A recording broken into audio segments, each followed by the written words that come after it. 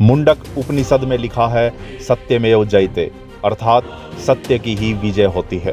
भारत में अंग्रेजों और वामपंथी इतिहासकारों ने हमेशा ये कहा है कि आर्य भारत के मूल निवासी नहीं थे।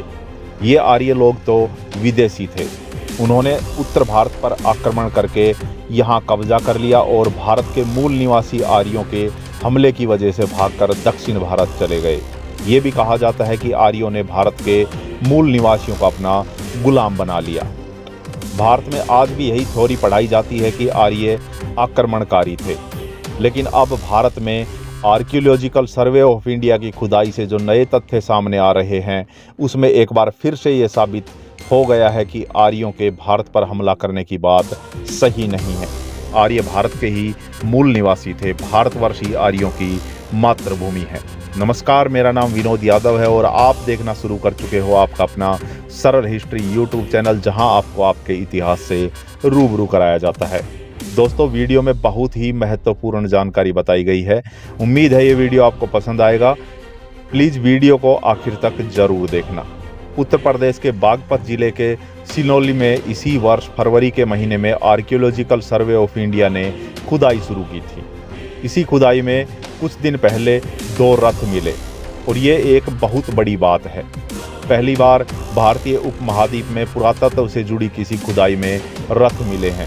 भारत, पाकिस्तान, बांग्लादेश, नेपाल और श्रीलंका को भौगोलिक रूप से भारतीय उपमहाद्वीप ही कहा जाता है, यानी आज तक इस हिस्से में कभी भी रथ नहीं मिला था। ये भारत की एक बहुत बड़ी ऐतिहासिक घटना थी, लेकिन लोग इस घटना के महत्व को समझ नहीं सके। ये घटना भारत के डीएनए से जुड़ी हुई है। आर्कियोलॉजिकल एक्सपर्ट का कहना है कि ये रथ महाभारत काल के समय के हैं। इन रथों के पहियों में बहुत अच्छी क्वालिटी के तांबे का इस्तेमाल किया गया है। यही वजह है कि रथ का ढांचा इतने वर्षों के बाद भी सुरक्षित है। ये रथ करीब 4500 वर्ष पुराने हैं। अब तक भारत में सिंधु घाटी सभ्यता को सबसे प्राचीन माना जाता था।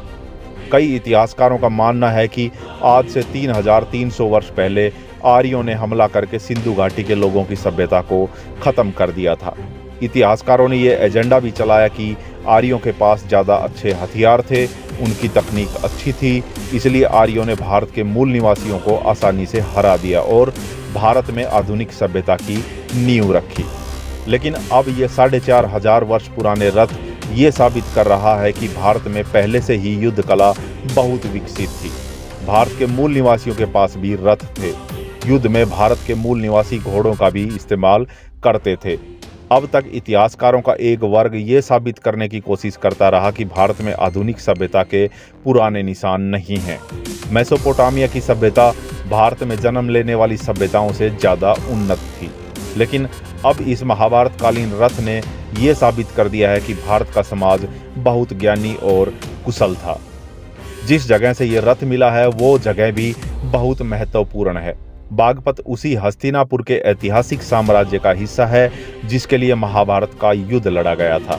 महाभारत काल में इस जगह का नाम व्याधपरस था। महाभारत भारत का एक ऐतिहासिक ग्रंथ भी है, जहां सम्मान देने के लिए बार बार आर्य और आर्यपुत्र जैसे शब्दों का इस्तेमाल हुआ है। इससे यह भी साबित होता है कि भारत आर्यों की ही भूमि है और इस जगह पर जो रथ मिला है वो किसी आर्य योद्धा का ही हो सकता है। भारत में बहुत सारे प्रमाण आ चुके हैं जिनसे ये साबित हो गया है कि आर्य भारत के मूल निवासी थे। सिंधु घाटी सभ्यता, हड़प्पा, मोहनजोदड़ो और सिनौली, ये सभी भारत की वैदिक सभ्यता का ही हिस्सा थे। एजेंडा चलाने वाले इतिहासकारों के पास अब इस थ्योरी का बचाव करने के लिए कोई तर्क भी नहीं बचा है, लेकिन इसके बावजूद भारत के बहुत सारे स्कूल, कॉलेज और विश्वविद्यालय में यही पढ़ाया जाता है कि आर्य आक्रमणकारी थे। जरा विचार कीजिए कि ये कितनी गंभीर बात है कि हमसे ही ये कहा जाता है कि हमारे पूर्वज हमलावर थे और विदेशी थे। इतिहास में इसे आर्य आक्रमण सिद्धांत कहकर प्रचारित किया जाता है। इस सिद्धांत को अंग्रेज इतिहासकार और विद्वानों ने खूब बढ़ा चढ़ाकर पेश किया है। इसके अलावा अंग्रेजों की कृपा पाने वाले इतिहासकारों ने भी आर्य आक्रमण सिद्धांत को खूब आगे बढ़ाया है। अंग्रेजी इतिहासकारों के इस एजेंडा के पीछे भी एक बहुत बड़ी वजह यह थी कि अंग्रेज खुद भारत में आक्रमण करके आए थे। अंग्रेजों ने आर्यों को हमलावर बताकर ये साबित करने की कोशिश की थी कि भारत के जो लोग हैं वो अंग्रेजों का विरोध करते हैं, वो खुद ही हमलावर हैं और विदेशी मूल के हैं, इसलिए उन्हें अंग्रेजों का विरोध करने का कोई हक भी नहीं है। कई इतिहासकारों ने आर्यों को आक्रमणकारी साबित करने के लिए मुस्लिम सुल्तानों और बादशाहों के आक्रमणकारी होने के दाग को भी धोने की कोशिश की है। कुल मिलाकर बात यह है कि जब इतिहास को गलत तरीके से पढ़ाया जाता है तो समाज और राजनीति में बहुत सारी गड़बड़ियां आ जाती हैं। आपने देखा होगा कि आजकल बहुत सारे लोग विक्टिम कार्ड प्ले करने के लिए, यानी कि खुद को पीड़ित बताने के लिए आर्य आक्रमण सिद्धांत का इस्तेमाल करते हैं। दलित और आदिवासियों की राजनीति करने वाले बहुत सारे नेता खुद को आर्यों से पीड़ित बताकर एक सामाजिक विभाजन पैदा करने की कोशिश करते हैं। हमें लगता है कि अगर सही से इतिहास पढ़ाया गया होता तो इस तरह की गड़बड़ियां नहीं होती। इस वीडियो में इतना ही। वीडियो पसंद आया हो तो लाइक और शेयर जरूर करना। और दोस्तों, ऐसे ही वीडियोज हमारे साथ रोजाना देखने के लिए चैनल को अभी सब्सक्राइब कर लीजिए। वीडियो देखने के लिए आपका बहुत बहुत धन्यवाद। जय हिंद, जय भारत।